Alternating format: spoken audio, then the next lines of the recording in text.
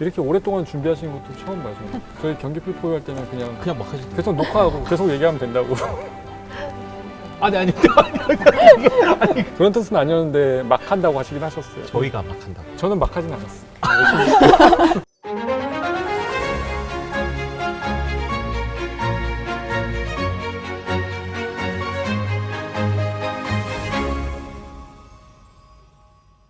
연주 기법에 대해서 좀 얘기를 해보려고요. 업보잉, 뭐 다운보잉. 악장님 설명 좀. 활이 일단은 직선이고 길이에 한계가 있기 때문에 저희가 소리를 내려면 끊임없이 이제 왔다 갔다 움직여야 되는데 손이 있는 곳에서 출발하는 걸 이제 다운보라고 하고 이 위쪽에서 출발하는 걸 업보라고 해요. 현악기 같은 경우에는 이제 왼손을 위해서도 에튜드가 많은데 활 때문에도 에튜드가 많거든요. 이유가 여기는 기본적으로 활도 무겁고 손 무게 때문에도 큰 소리를 내는데 되게 유리해요. 그래서 처음에 악기 배울 때 이제 여기서 이제 이런 소리들이 보통 나요.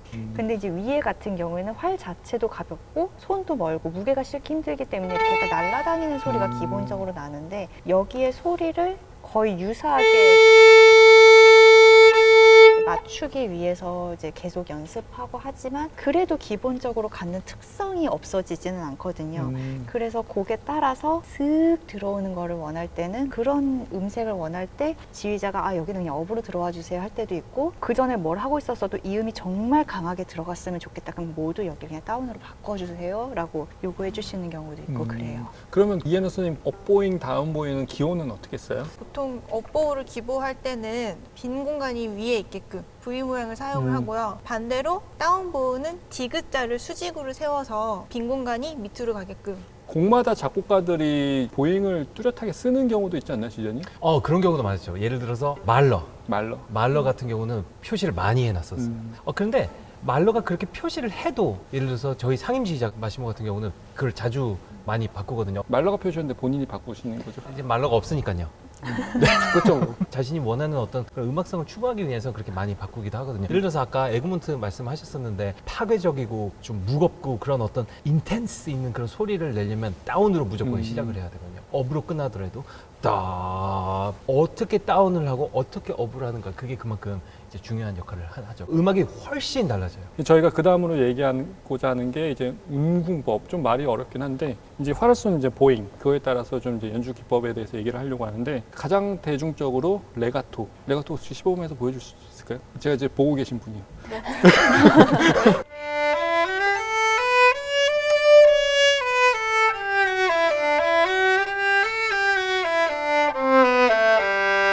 시작을 한 다음에 일정한 울림이 큰 변화 없이 쭉 이어지면서 악상 변화나 이런 게 이제 급격하게 일어나지 않고 완만한 곡선을 그리는 상태를 레가토라고 하는데 현악기는 상대적으로 이제 레가토 연주를 하기가 좀 유리한 면이 있는 게 피아노는 치면 바로 소리가 계속 그쵸. 작아지잖아요.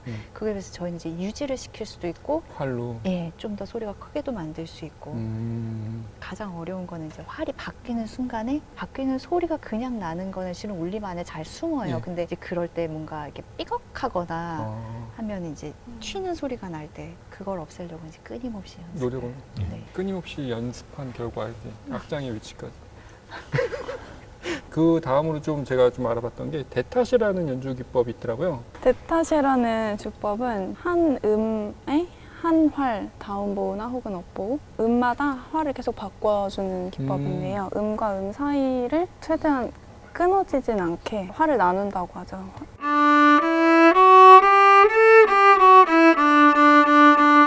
현악기가 차련악기라고 했는데 발현악기처럼 할 수 있는 주법.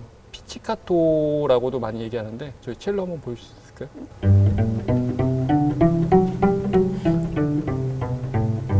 보통 이제 다른 악기는 스타카토라는 개념만 있고 이런 피치카토라는 개념이 없는데 좀 특이한 것 같아요. 그 스타카토랑 피치카토는 뭐가 달라요?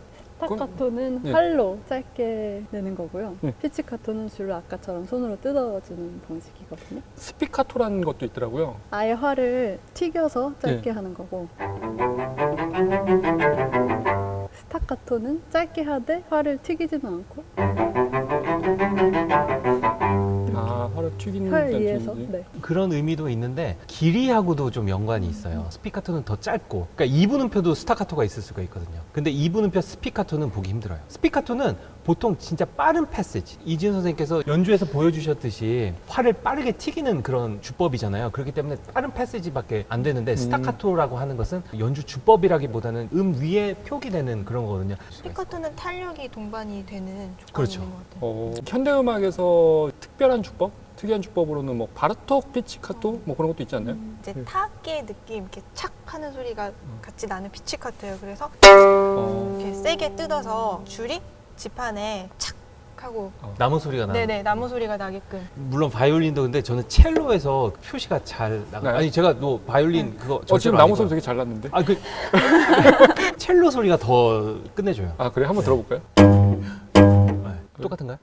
전 이게 더 좋으신가요? 저 재밌는 거 하나 어떤 거요? 생각나는데 리코쉐 예. 그게 물수제비라는 뜻이 있대요. 활을 끝에서 아 여러 번. 어느 곡에서 이 주법이 주패 경기병서곡. 거기서 네. 저희 이제 솔로곡 마지막 곡 이지은 선생님께서 들려주실 생쌍의 백조. 이 곡은 생쌍이 작곡한 동물의 사육제라는 곡 중에 13번째로 담긴 곡인데요.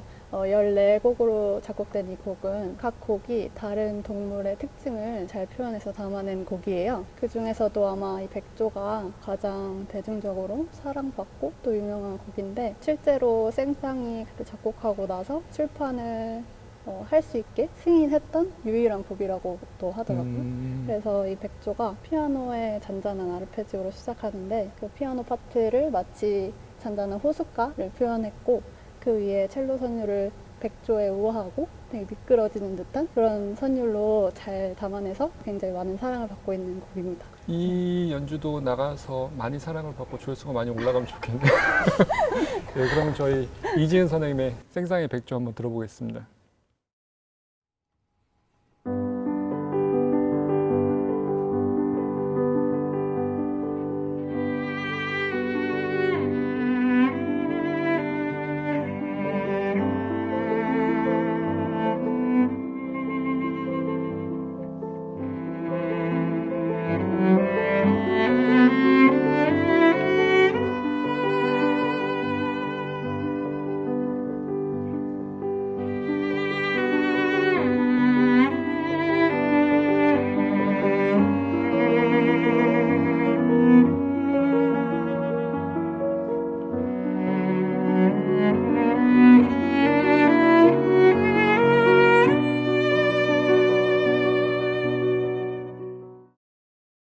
이렇게 현악기를 좀 해봤는데 지금 이런 현악기들이 오케스트라 안에서 또 어떠한 위치에서 어떠한 역할을 하는지 좀 설명을 부탁드리려고요. 어떻게 배치가 되느냐는 순전히 음향적인 이유입니다. 그래서 지금 오케스트라를 보시면 현악기가 지휘자 앞에 있고 그 다음에 목관악기, 그 다음에 금관악기, 그 다음에 맨 뒤가 타악기 이런 식으로 배열이 돼 있어요. 생각을 해보시면 바이올린은 16명, 세컨 바이올린 14명, 현악기 숫자가 압도적으로 더 많거든요. 근데 튜바가 만약에 퍼스트 바이올린처럼 많다. 예를 들어서 16명의 튜바가 제일 앞에 있다. 이거 생각해 보시면은 진짜 소리 이런 면적에서 그래서 튜바가 한 명이고요. 그래서 현악기가 더 많고 목관악기는 2명씩 그러면 이제 트럼펫 뭐 3명 내지는 2명, 홀은 4명. 이게 베토벤서부터 시작을 했는데 지금 이거 베토벤 얘기하다가는 또 시간이 또, 너무 네. 길기 때문에 또 편집 당할 수도 있기 때문에 배치를 보시면은 이게 역사가 있거든요. 미국식하고 독일식을 간단하게 설명을 해드리겠습니다. 미국식은 first violin, second violin, 비올라, 첼로 왼쪽에서부터 오른쪽까지 이게 미국식입니다. 악기 작은 순서에서 악기 큰 순서대로 이렇게 나열이 됐고요. 그다음에 독일식은 first violin, 첼로, 비올라, 그다음에 second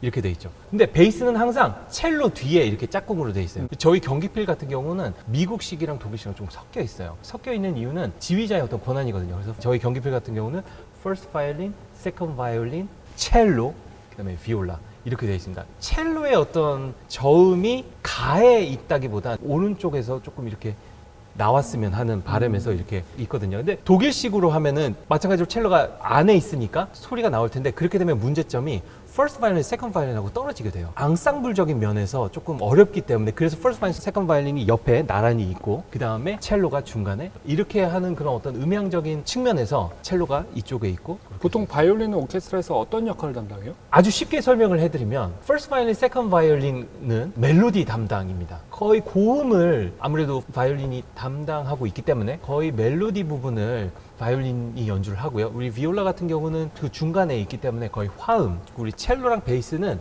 저음이기 때문에 화음의 파운데이션, 기본적인 어떤 화음에 책임지는 그런 것이기 때문에 도와주는 그런 역할을 하고 있죠. 지금 뭐 지휘자님께서 말씀해 주신 내용은 저희 이제 경기 필포의 네. 이게 오케스트라 그 부분에 나와 있으면요. 잘 설명이 되어 있으니까요. 경기 필포 1회서부터 네. 또 사랑해 주시면 예. 구독과 좋아요 감사하겠습니다.